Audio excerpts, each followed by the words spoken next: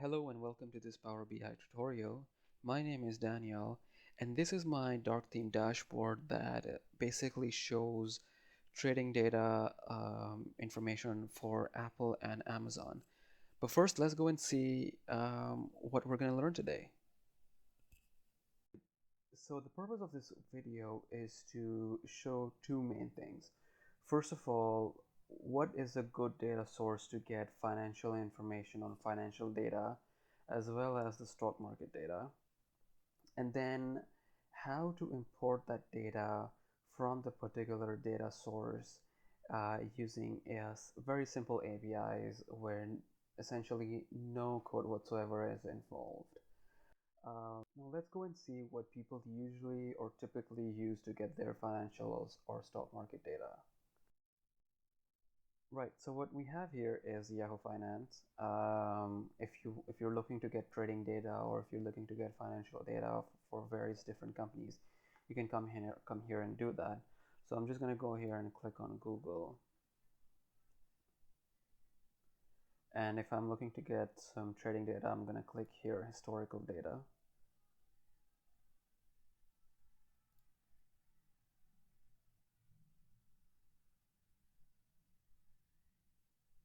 I can do one of two things here. I can either download this data by clicking this guy, and this is going to download a CSV file, or I can do some web scraping here within Power BI and grab this table. But there is a better way of going about things, and that is through this website called financialmodelingprep.com. So if I go in here, let me close this guy.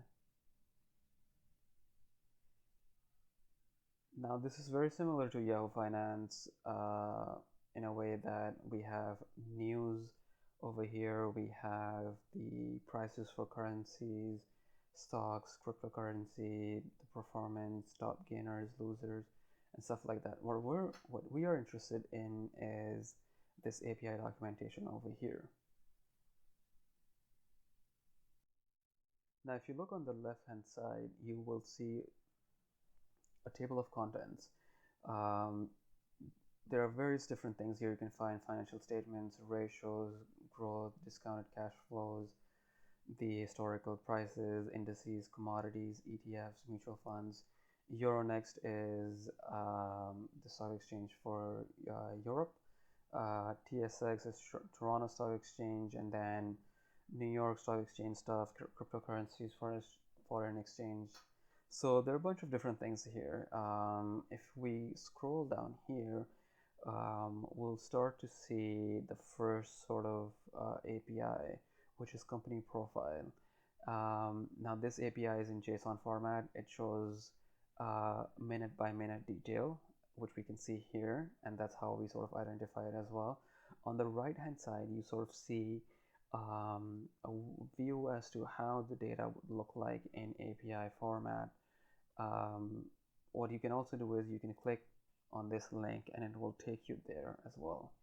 Now by default, most of the things are set to Apple, not everything, but most of the things are set to Apple. And if we scroll down, we can see other things as well. For example, company code. Now this is for Apple and Facebook. If I click here, there's Apple and then there's Facebook. What I can do is I can go in here and I can do Amazon. So now I have Apple, Amazon, and Facebook. So I can add a couple more things here as much as the free services allow, basically, and get the information that I need. And then here you also have financial statements, which are available in annual or quarterly basis. There's also their option of downloading a CSV file. So if I just click this guy, you can see here downloaded a CSV file. Similarly, what I can do is I can go in here and look at the JSON format. Right, so this is what opens up when I click on that link. The reason I want to use that is because it gives me the flexibility that I'm looking for. For example, I can go in here and I can write Amazon and a comma, and then I can also write Google. So it has Google. Let's see if it brought Amazon. There's Amazon, and it should have Apple as well.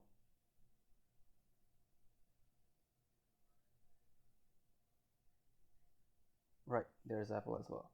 So in addition to this, it also gives me the flexibility to change the date. So what I can do is I can go in here and I can do 17. So I have data from 17 now. So these are the two main things that I was looking for my data. Now let's go and look at the dashboard that I made with this data. I'm also going to copy this guy over here. Right, so this is the dashboard that I made with that particular data. I'm just gonna go in here and show you the data source.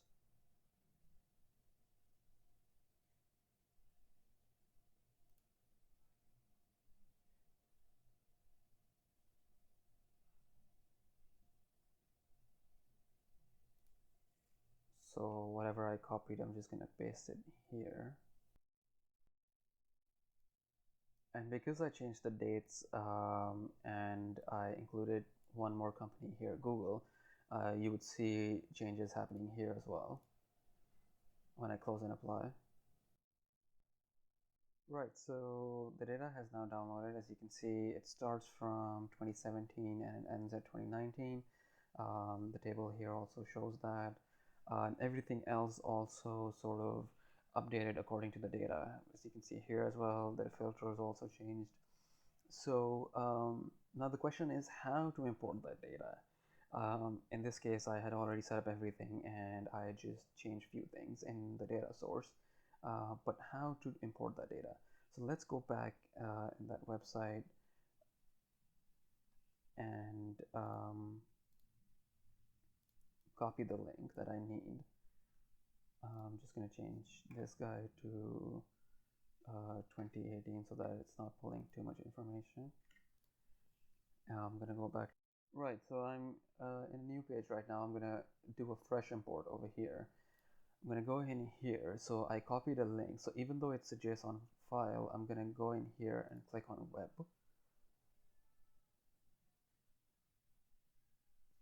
I'm going to copy paste the link over here. Click OK.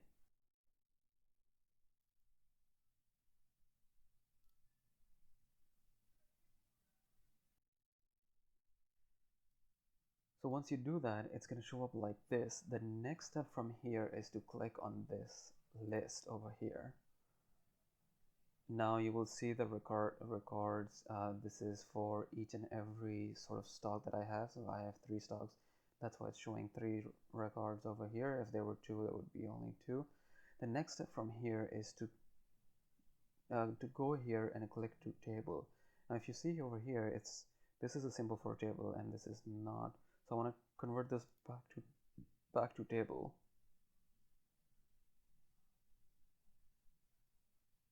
I'm just going to click OK over here. Not going to change anything.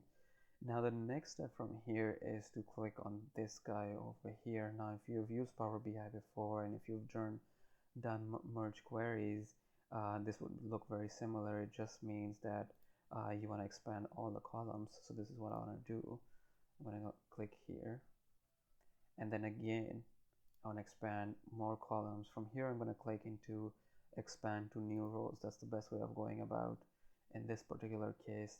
And then again, I want to go in here. Now it's showing me all the columns that I want. In this case, I just want all the columns. And I don't want it to use the prefix. Right, so this is how the data will look like. Now what I want to do is I want to do a few things over here. I want to, when it loads the data, it will not sort of detect the data type, so you need to go in and fix those first. So from here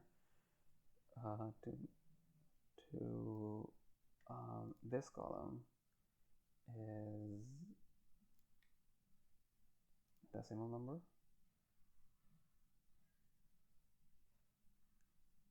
And this is, sure, this is also decimal, that's fine. And this is date, and I believe I have date over here, and this is also date. This should just be text, and I'm gonna name this to new table. So I'm just gonna close and apply over here and wait for that table to load. Right, so I have the new table over here now. Let's just make a simple table here and see what the data looks like. Looking for the date label. Oh no, I'm gonna choose this guy. And then I want open, and I want close is over here, and then might as well get the volume as well. So this is what it looks like. I want it expanded. I'm just going to change this guy to date so that it shows me dates and not a hierarchy like this. So here we have it. Here we have all the information we need. So I hope this tutorial was helpful. Financial Data Prep is a great website to get financial data and trading data. So I hope you use that website and go and experiment with the various different features in that website. And let me know if this was helpful. Thank you. Bye-bye.